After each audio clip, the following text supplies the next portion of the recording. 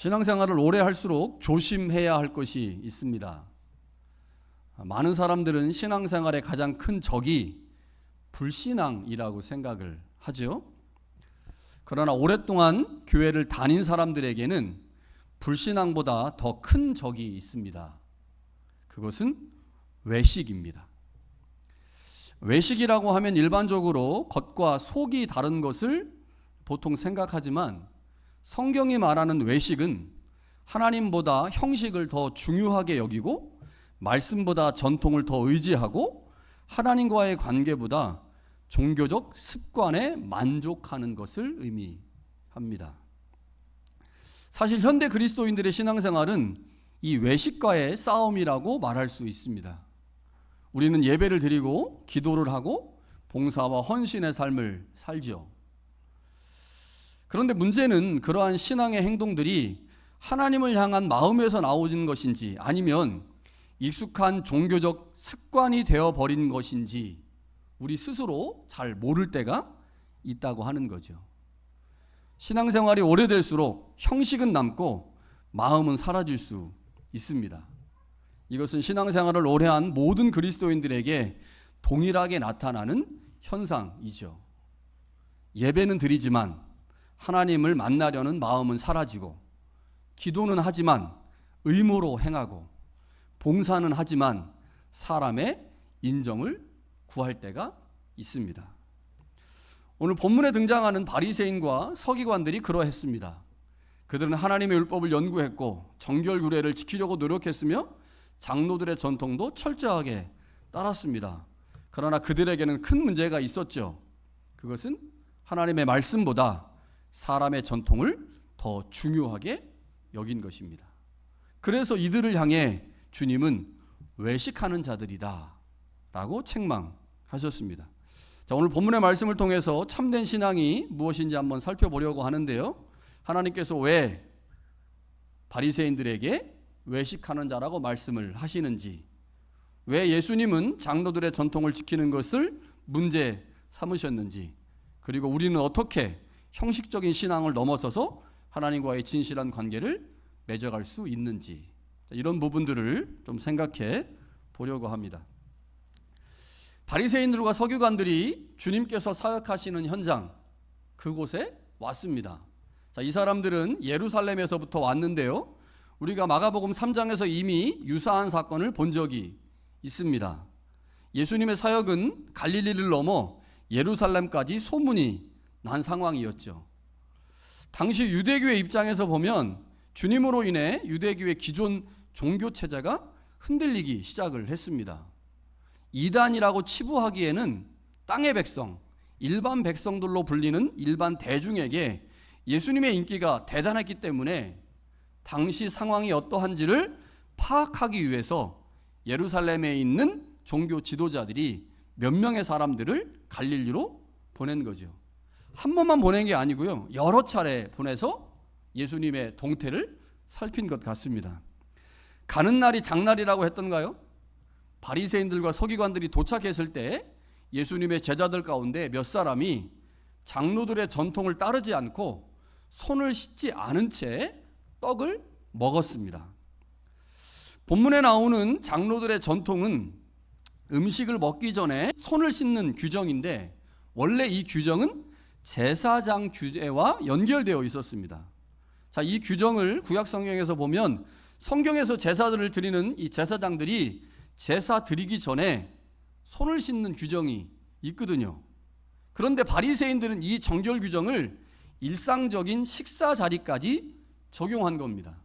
더 나아가서 음식뿐만 아니라 시장에서 물건을 사고 돌아온 후에 반드시 손을 씻도록 한 거죠. 자, 이 전통은 예수님 당시 유대 사회에서 상당한 영향력을 가지고 있었기 때문에 많은 사람들이 이 행위를 통해 그 사람이 경건하냐, 경건하지 않느냐를 판단하려고 했습니다. 바리새인들과 서기관들은 제자들이 손을 씻지 않은 채 떡 먹는 모습을 보았죠. 이상하게 생각했습니다. 그래서 그의 스승인 예수님께 묻습니다. 어찌하여 당신의 제자들은 장로들의 전통을 따르지 않습니까?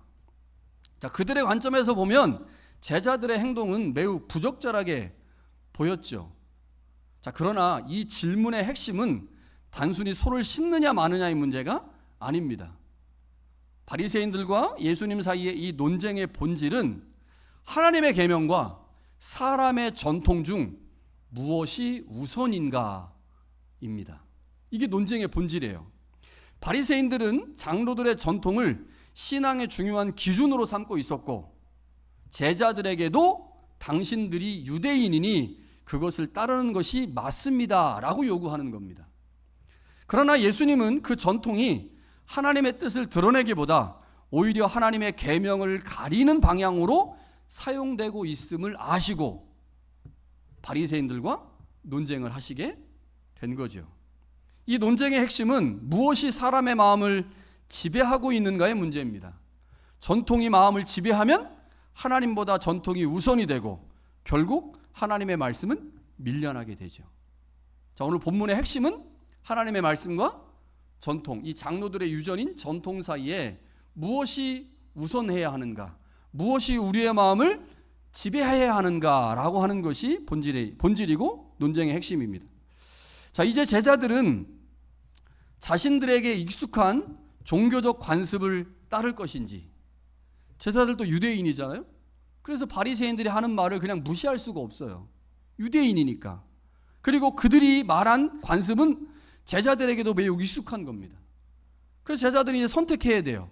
자신들에게 익숙한 이 종교적 관습을 따를 것인지, 아니면 자신들의 스승인 주님의 가르침을 따를 것인지 선택해야 합니다. 다시 말하면 제자들은 전통 중심의 신앙생활에서 하나님 말씀 중심의 신앙생활로 그 기준을 옮겨야 할 것인지 말 것인지를 결정해야 한다는 거죠. 자, 이 점에서 예수님의 제자됨은 무엇을 신앙의 최종 권유로 삼을 것인지에 대한 근본적인 재정렬을 의미한다고 말할 수 있습니다. 자, 예수님의 제자가 됐다, 예수님을 따르고 있다, 두 갈림길에 서 있는 거죠.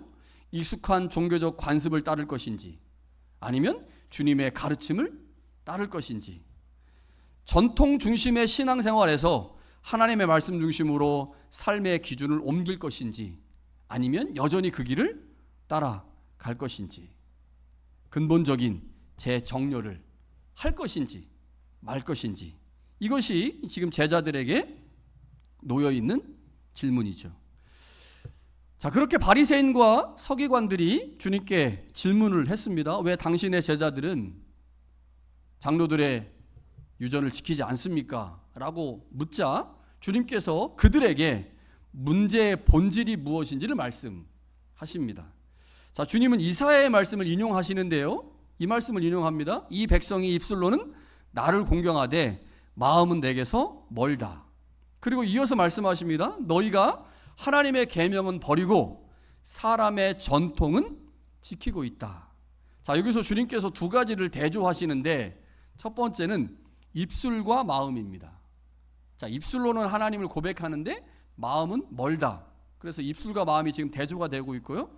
또 다른 하나는 하나님의 계명과 사람의 전통이 대조가 되고 있습니다. 자, 입술은 사람의 전통과 연결되고 마음은 하나님의 계명과 연결되죠. 자, 그들의 마음이 하나님에게서 멀어졌다라고 하는 것이 주님이 바리새인들을 향한 진단입니다.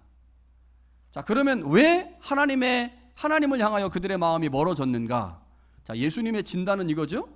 바리새인들이 하나님의 계명보다 사람의 전통을 더 중요하게 여겼기 때문이다. 자, 하나님의 계명보다 사람의 전통을 더 중요하게 여기면 그 전통을 마음에 담게 되고 그 마음에 담은 그 전통 때문에 하나님으로부터 그 마음이 멀어지게 된다는 거죠. 그러면 그 사람들은 외식하는 신앙인으로 전락한다. 이게 지금 예수님께서 바리새인들을 향해 하시는 말씀입니다. 여러분, 당시 바리새인들과 서기관들은 누구보다도 하나님을 잘 섬기는 사람들이었습니다. 겉으로 보기에는 그랬습니다. 그들은 율법을 연구했고 성전 규례를 잘 지켰고 종교적 의무에도 매우 열심이었습니다. 그러나 그들의 관심은 하나님 자신보다 자신들이 만들어 놓은 종교적 전통과 체계를 유지하는 것이었죠. 자, 원래 장로들의 전통은 하나님의 말씀을 더 잘 지키기 위해 하나님의 말씀에 대한 해석과 적용이었습니다. 그러니까 하나님의 말씀을 지키려면 그 말씀의 의미를 파악해야 되고 그 말씀을 우리의 삶의 자리에서 어떻게 지켜야 하는지를 이해해야 됐거든요. 그래서 하나님의 말씀에 대한 해석과 적용이 장로들의 전통인데 시간이 지나면서 하나님의 말씀과 같은 권위를 갖게 된 거예요. 자, 두 개의 권위가 있는데 이 권위 중에 바리새인과 서기관들이 어떤 권위를 더 중요하게 여기느냐가 그들의 삶의 자리에서 다른 결과로 나타났거든요. 그러면서 점점점 하나님의 말씀보다 장로들의 전통을 더 중요하게 여겼고 그것에 권위를 더 부여한 겁니다. 왜냐? 장로들의 전통을 통해 자신들이 가지고 있는 기득권을 유지하고 싶었거든요. 하나님의 말씀보다 자신들이 가지고 있는 종교적 체제를 유지하는데 더 유리한 것이 장로들의 전통을 더 중요하게 여기는 거였어요. 그래서 자기들도 모르는 사이에 그렇게 변질이 된 거죠. 하나님의 말씀과 장로들의 전통 사이에서 장로들의 전통에 더 중요한 권위를 부여했고 그 권위를 통해서 자신들의 기득권과 전통 그리고 자신들이 유지하고 있는 종교적 이익을 유지하려고 한 거죠. 그러면서 점점점 그 전통이 그들 마음 안에서 중심이 되면서 하나님을 향하던 마음이 멀어지게 됐고 그렇게 멀어진 그들을 향해 주님은 외식한다 라고 말씀한 거죠. 여러분, 외식은 처음에는요 겉과 속이 다른 위선으로 시작합니다. 야, 저 사람 참 외식하고 있어. 그러면 보통 첫 번째 단계에서는 야, 저 사람은 겉과 속이 달라. 그래서 위선적이야. 이게 이제 외식의 시작입니다. 그러나 그것이 깊어지면 하나님을 섬기는 척 하면서 실제로는 자신이 만든 종교적 체계와 전통을 섬기게 되는 거죠. 이 외식의 문제가 뭐냐면 위선에서 조금 더 나아가면요 혼합주의 신앙 혹은 우상숭배 신앙으로 갈 가능성이 매우 깊어져요. 바리새인들 안에 하나님의 말씀이 그들의 중심에 그들의 마음에 자리 잡지 못하고 하나님의 말씀을 섬기기 위해서 만든 전통, 종교적 체계가 그 중심 안에 들어오면서 그 하나님을 섬기는 마음이 없어져 버린 거죠. 그러면서 점차적으로 자신들이 만든 체계와 전통을 지키는 방식으로 신앙생활을 하게 된 사람들, 이게 바리새인들입니다. 바리새인들과 서기관들에게 전통은 하나님을 사랑하기 위한 도구가 아니라 자신들의 권위와 영향력을 지키기 위한 수단이 돼버렸습니다. 그래서 전통이 무너지면 자신들의 자리도 자신들의 권위도 무너질 수밖에 없었죠. 그래서 그들은 전통을 보호하기 위해서 하나님의 계명을 버리는 역설적인 모습을 하고 있습니다. 오늘 우리가 읽지는 않았지만 1절부터 23절에 나오는 본문 안에 예수님이 바리새인들을 향해 그 점을 지적하고 있습니다. 그것이 그 뒤에 나오는 고르반이라고 하는 예입니다. 우리 고르반 많이 들으셨죠? 예수님께서 바리새인들의 잘못을 지적하면서 이 고르반이라고 하는 단어를 사용하셨는데 이 고르반이라고 하는 단어는 유대인들이 하나님께 무엇인가를 드릴 때 쓰는 일종의 맹세입니다. 자, 바리새인과 서기관들이 이 제도를 악용했어요. 장로들의 전통인 고르반 제도를 악용해서 어떤 일을 했느냐? 부모를 공경하라라고 하는 하나님의 말씀을 지키지 않은 겁니다. 자, 11절과 12절을 제가 현대인의 번역으로 한번 다시 읽어드릴게요. 그런데 너희는 부모에게 드려야 할 것을 고르반 곧 하나님께 예물로 드렸다 하고 말하기만 하면 부모에게 아무것도 해줄 필요가 없다고 가르친다. 여러분, 부모를 공경한다라고 하는 말은 어떤 의미입니까? 부모의 마음을 편하게 하는 거지만 동시에 부모님을 잘 섬기는 거잖아요. 그럼 먹을 것도 갖다 드려야 되고 마음도 편하게 해드려야 되고 돈이 필요하면 돈도 갖다 드려야 되고. 그런데 내가 지금 하나님 내가 무엇인가 얻었어요? 좋은 걸 얻었어. 근데 부모님 보니까 부모님이 그거 되게 먹고 싶어 하시는 것 같아. 근데 부모님 드리기가 싫어. 그럼 어떻게 하는 거예요? 고르반 그러는 겁니다. 고르반. 그럼 이거 하나님께 드려진 거잖아요. 하나님께 드려졌기 때문에 부모에게 갖다 줄 수가 없는 거예요. 그리고 뒤에다 갖다 놓고 지가 먹는 거죠. 아주 나쁜 짓을 한 겁니다. 그러니까 하나님의 계명을 교묘한 방식으로 지키지 않으면서 자신의 이익과 유익을 추구했는데, 그게 바로 오늘 본문에 나오는 고르반인 거죠. 그러니까 하나님의 말씀은 분명히 부모를 섬기고 공경하라고 말했는데, 바리새인들은 고르반이라고 하는 서약제도를 교묘하게 이용해서 부모를 돌보지 않는 수단으로 삼은 겁니다. 자, 왜 이런 일이 일어났을까요? 마음이 왜곡됐기 때문입니다.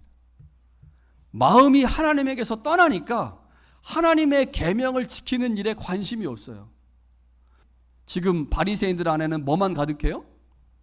장로들의 전통, 자신들의 이익, 자신들의 유익만 가득하거든요. 그러니 하나님의 말씀이 그들의 마음 가운데 설 자리가 없죠. 하나님의 말씀이 그들의 마음 가운데 설 자리가 없으니 하나님의 말씀이 역사할 수 없고, 그러니 그들의 마음이 왜곡되면서 그들은 점차 하나님이 싫어하는 행동들만 하게 된 거죠. 겉으로는 순종하는 척 했지만 실제로는 자신의 체면과 이익을 지키는 데만 관심이 있었습니다. 결국 왜곡된 마음이 왜곡된 행동을 낳은 거죠. 그런데도 그들은 자신의 마음은 살피지 않고 오직 손을 통해 입으로 들어가는 것에만 정결하라고 말씀하고 있는 겁니다. 자, 14절 이하에서 주님은 집에서 제자들에게 그 의미를 풀어주십니다. 자, 마가복음에서 집은 주님과 제자들이 머무는 장소로 비밀이 계시되는 곳입니다. 예수님은 꼭 집에서 주님께서 말씀하신 것의 의미를 풀어주시는데, 주님은 집에서 제자들에게 장로들의 전통과 관련하여 핵심적인 말씀을 주시죠. 주님은 사람의 입으로 들어가는 것이 육체에게만 잠깐 영향을 끼칠 뿐이지 사람의 본성인 마음에는 영향을 끼치지 않는다. 그러니까 바리새인들은 지금 손을 씻지 않고 먹은 그 음식이 사람을 더럽힌다고 말하는데 전혀 그렇지 않다. 먹은 거 입으로 들어와서 위를 거쳐가지고 바깥으로 나간다. 그것은 사람을 더럽게 할 수 없다. 그것은 사람의 마음에 영향을 끼칠 수 없다. 실제로 사람을 더럽게 만드는 것은 마음에서 나오는 것이다. 그래서 마음을 잘 관리해야 한다는 거죠. 그런데 바리새인들은 이미 글러 먹었어요. 왜요? 그들의 마음에 그 마음을 다스리고 감독하고 지켜야 하는 하나님의 말씀이 없거든요. 그 마음 안에 장로들의 전통만 있습니다. 이익만 있고 유익만 있죠. 그러니 그들의 마음이 지켜지지 못해서 그 마음에서 악한 것들이 나온다. 이렇게 말씀을 합니다. 예수님은 사람 안으로 들어가는 것이 사람을 더럽게 하는 게 아니라 사람에게서 나오는 것이 사람을 더럽게 한다. 그래서 말씀하시죠. 음행, 도둑질, 살인, 간음, 탐욕, 악독, 속임, 음탕, 질투, 비방, 교만, 우매함. 다 어디서 나와요? 마음에서 나오는 겁니다. 마음에서 나오는 그것이 사람을 더럽게 한다. 유대인들은 무엇을 먹느냐, 무엇을 만졌느냐, 어떤 사람과 접촉했느냐를 중요하게 생각했습니다. 그러나 주님은 그렇게 말씀하지 않으시죠. 사람을 부정하게 만드는 것은 음식이나 외부 환경이 아니라 인간의 마음에 있다라고 말씀하시죠. 여러분, 죄가 어떻게 행해집니까? 밖에서 들어온 것 때문에 죄를 행하나요? 아니요. 우리의 죄의 대부분은 우리 안에 잡고 있는 것이 바깥으로 드러나면서 행동으로 나타나죠. 우리 약한 본성, 탐욕, 욕심, 이기심, 교만, 그것이 하나님의 말씀에 통제받지 못할 때 죄가 나타납니다. 여러분, 인간은 아담 이후로 근본적으로 악한 존재예요. 우리의 마음 안에 악한 것이 항상 있습니다. 어떤 사람이 잘 됐을 때 그 사람 칭찬해 주죠. 박수 쳐 줍니다. 그런데 깊은 마음 속으로 들어가 보면 질투가 있어요. 그거 없는 사람 있습니까? 저만 있나요? 저만 질투를 느끼나요? 예인이를 보고 제가 저만 질투를 느끼나요? 아니요. 예인이를 보고 많은 사람이 질투를 느껴요. 결혼 너무너무 잘해서. 그러니까 우리 모두 안에 질투하는 마음이 있어요.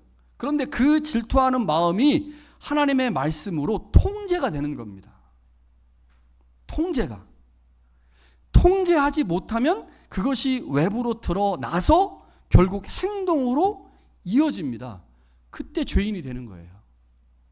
그러니까 우리가 해야 될 일은 뭐예요? 우리 마음 안에 가득한 욕심, 이기심, 교만이 하나님의 말씀으로 통제되도록 만드는 겁니다. 예수님께서 말씀하신 죄 목록의 대부분은요, 인간의 마음에서 비롯되는 것들입니다. 탐욕, 교만, 질투, 속임, 이거 다 인간의 내면의 욕망과 죄성을 의미하는 거죠. 그것이 바깥으로 드러나면 죄가 되는 겁니다. 따라서 우리의 문제는 부정한 손으로 음식을 먹는 게 아니라 악한 마음입니다. 우리에게 필요한 것은 손 씻음이나 음식 규정이 아니라, 장로들의 전통이 아니라 마음의 변화죠. 여러분, 마음의 변화를 어떻게 만들 수 있어요? 방법은 딱 하나입니다. 복음입니다. 복음밖에 없어요. 하나님의 말씀이 우리의 마음을 근본적으로 변화시켜야만, 그 복음의 능력이 우리 안에서 우리를 온전하게 새롭게 해야만 우리는 우리의 마음을 통제하고 마음의 악한 본성이 행동으로 드러나지 않도록 만들 수 있는 거죠. 복음이 먼저입니다. 복음에 대한 바른 이해가 먼저죠. 그러면 그 복음이 우리의 마음에 자리를 잡고 우리의 마음을 변화시키면 그 마음의 변화가 곧 행동의 변화로 나타나죠. 바리새인들은 이 점을 놓쳤습니다. 하나님의 말씀이 그들의 마음을 통제해야 한다는 사실을 놓친 거죠. 하나님의 말씀을 무시하고 장로들의 전통으로 자신들의 유익을 추구하려는 순간 그들의 마음이 날뛰는 망아지가 되어버린 겁니다. 통제하지 못하게 된 거죠. 그래서 하나님의 말씀은 무시하고 자신의 유익과 자신의 이익만은 추구하는 외식된 종교인들로 전락하고 말았습니다. 여러분, 오늘 본문을 통해서 우리가 두 가지를 기억해야 합니다. 첫 번째는요, 하나님의 말씀과 전통 사이의 질서 문제입니다. 바리새인들의 문제는 손 씻는 것 자체가 아니었습니다. 그들의 문제는 하나님의 계명보다 사람의 전통을 더 중요하게 여긴 거죠. 그들은 하나님을 섬긴다고 말했지만 실제로는 자신이 만들어 놓은 종교적 체계와 전통을 지키는 데 더 많은 관심이 있었습니다. 그런데 우리가 신앙생활 하다 보면 이 실수를 너무너무 자주 범합니다. 우리 신앙생활 30년, 40년 했단 말이에요. 30년, 40년 하면서 우리가 만들어 놓은 종교적 체계가 있고 전통이 있어요. 그것을 지키고 싶어 합니다. 우리 교회만의 룰이 있는 거예요. 그래서 다른 사람이, 다른 새가족이 교회에 오면 그 사람에게 우리 교회가 만들어 놓은 전통과 질서를 지키라고 강요하죠. 그것을 지키지 않을 때 그 사람을 찐따 줍니다. 죄송합니다. 요즘 오늘 서거가 많이 나오네요. 여러분, 우리가 최선을 다해 신앙생활을 하지만 우리가 섬세하게 살펴야 되는 것은 우리가 무엇을 하느냐가 아니고 어떤 마음으로 하느냐죠. 우리는 모든 사람의 인정과 평가를 중요하게 여길 수 있는 외식에 빠질 수 있기 때문에, 또 우리가 만들어 놓은 전통과 체계가 중요하다고 생각할 수 있기 때문에 지금 무엇을 하느냐보다 어떤 마음으로 하느냐에 더 많은 관심을 가져야 합니다. 어떤 마음으로 하느냐, 그 마음이 우리 가운데 있을 때 전통이 중요해도 그 전통보다 더 중요한 하나님의 말씀을 우선시할 수 있는 거죠. 여러분, 장로들의 전통이 처음부터 나쁜 것이었을까요? 그렇지 않습니다. 하나님의 말씀을 더 잘 지키기 위해서 만들어진 것이죠. 그러나 시간이 지나면서 전통이 하나님의 말씀보다 더 큰 권위를 갖게 되었고 결국 하나님의 계명을 무효로 만드는 결과를 가져왔습니다. 자, 우리가 가지고 있는 교회 전통, 관습, 교리, 이것이 중요합니다. 그러나 그 어떤 경우에도 그것이 하나님의 말씀보단 앞설 수 없습니다. 그런데 우리가 신앙생활 하다 보면 무엇이 하나님의 말씀이고 무엇이 전통이고 무엇이 교리인지 헷갈려요. 헷갈립니다. 어떻게 해야 될까요? 헷갈릴 때? 배워야 돼요. 성서대학에 오셔야 됩니다. 자, 마지막 한 번 남았어요. 오세요. 괜찮습니다. 여러분, 하나님의 말씀을 우리가 끊임없이 배우지 않으면요, 우리의 삶의 자리에 있는 전통과 관습, 교리를 구분을 못해요. 어느 순간. 그래서 끊임없이 배워야 되는 겁니다. 이거는 우리의 신앙의 정결함을 유지하기 위해서, 우리의 신앙의 바름을 유지하기 위해서 내가 해야 될 최소한의 조건입니다. 사람들은 자신의 문제를 환경이나 상황에서 찾으려고 하죠. 그러나 주님은 문제의 근원이 우리 안에 있다. 탐욕, 교만, 시기, 질투, 미움, 분노, 이것은 밖에서 들어오는 것이 아니고 우리 마음 안에 있는 겁니다. 무엇보다 중요한 것은 마음의 변화죠. 손을 씻는 것보다 마음을 씻는 것이 중요하고, 행동을 바꾸는 것보다 마음이 새로워지는 것이 중요합니다. 무엇이 우선인지를 살펴야 합니다. 마음인지 행동인지. 그런데 이 마음을 바꾸려면 뭐가 필요하다고요? 복음이 필요합니다. 복음.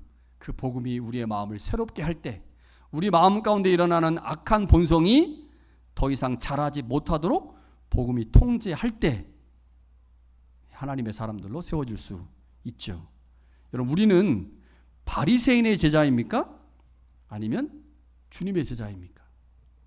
여러분, 바리새인의 제자들은요, 손의 정결함에 집중하는 사람들입니다. 그러나 예수님의 제자들은 마음의 깨끗함에 집중하는 사람들이죠. 오늘 본문을 통해 우리는 신앙생활의 본질이 어디에 있는지 살펴보게 됐죠. 자, 바리새인들과 서기관들은 누구보다 종교적 열심이 있었지만 그 중심에는 하나님이 아니라 전통과 체계가 있었습니다. 겉으로는 하나님을 열심히 섬기는 것처럼 보였지만 실제로는 마음이 하나님에게서 멀어져 있었죠. 주님께서 말씀하시는 신앙의 본질은 손을 어떻게 씻느냐가 아니라 마음이 어디를 향하고 있느냐입니다. 신앙의 본질로 가기 위해 우리에게 필요한 한 가지가 있다면 그것은 마음을 살피는 것입니다. 우리의 마음 한가운데 무엇이 있습니까? 하나님입니까? 아니면 익숙한 형식과 습관입니까? 혹 우리의 마음에 익숙한 형식과 습관이 존재한다면 우리의 마음을 새롭게 해야 하죠. 그 우리의 마음을 새롭게 하는 방법, 그것은 예수 그리스도의 십자가의 복음이고 그 복음을 따라 일하시는 성령입니다. 다시 처음으로 돌아가서 하나님의 말씀 앞에 나를 살피고 또 성령께서 우리의 마음 가운데서 온전히 일하실 수 있도록 성령을 의지하는 마음, 그것이 우리 가운데 있을 때 말씀과 성령이 우리의 마음을 새롭게 함으로 바리새인의 제자가 아닌 예수님의 제자로 우리 모두를 새롭게 세우실 것입니다. 그 은혜가 우리 가운데 있기를 간절히 축원합니다.